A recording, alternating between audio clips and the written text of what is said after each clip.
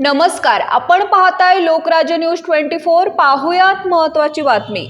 पिंपरी चिंचवड शहरात बेकायदेशीर पदार्थ विरोधात पोलिसांनी मोठी कारवाई करत एकाच दिवशी 3 वेगवेगळ्या ठिकाणी छापे टाकले। या कारवाईत सिंथेटिक ड्रग्ज, हजारो लिटर कच्च्या दारूचे रसायन आणि बंदी घातलेले इलेक्ट्रॉनिक सिगारेट जप्त करण्यात आले आहेत।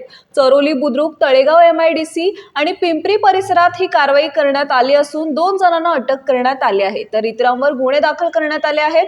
पिंपरी चिंचवड महानगरपालिका निवडणूक जवळ येत असल्याने शहरातील अंमली पदार्थ, अवैध दारू आणि तस्करी विरोधात पोलिसांनी कारवाई केली आहे। IT हब आणि औद्योगिक परिसर असलेल्या भागांवर विशेष लक्ष केंद्रित करण्यात आले आहे। मंगळवारी पहाटे दिघी पोलिसांनी धानोरी रोडवरील पीर बाबा दर्गा परिसरात अंमली पदार्थ तस्करीचा प्रयत्न उधळून लावला। पोलिसांना मिळालेल्या गुप्त माहितीनुसार टाटा सुमो वाहनाची तपासणी करण्यात आली। यामध्ये परशुराम जगन्नाथ मदने, वय वर्ष 40, राहणार लोहगाव, याला मेफेड्रॉन म्हणजेच MD वाहतूक करताना रंगेहात पकडण्यात आले। त्याच्याकडून 5.43 ग्रॅम सिंथेटिक ड्रग्ज, वाहन, 2 मोबाईल फोन आणि रोख रक्कम असा एकूण 5.68 लाख रुपयांचा मुद्देमाल जप्त केला असून त्याला अटक करण्यात आली आहे। दरम्यान तळेगाव MIDC पोलिसांनी आंबी गावातील कंजारभाट वस्ती परिसरात ओढ्याजवळ सुरू असलेल्या अवैध दारू उत्पादन केंद्रावर छापा टाकला।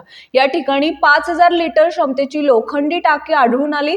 त्यामध्ये सुमारे 4000 लिटर कच्चे आंबवलेले रसायन सापडले। सुमारे 2 लाख रुपयांचा हा कच्चा माल जागीच नष्ट करण्यात आला। या प्रकरणी एका महिलेविरुद्ध महाराष्ट्र दारूबंदी कायद्यानुसार गुन्हा दाखल करण्यात आला आहे।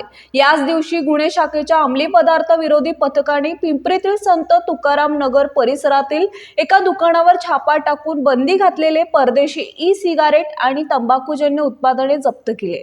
या कारवाईमुळे शहरातील बेकायदेशीर धंद्यांना मोठा धक्का बसला असून पुढील तपास सुरू असल्याचे पोलिसांनी सांगितले आहे।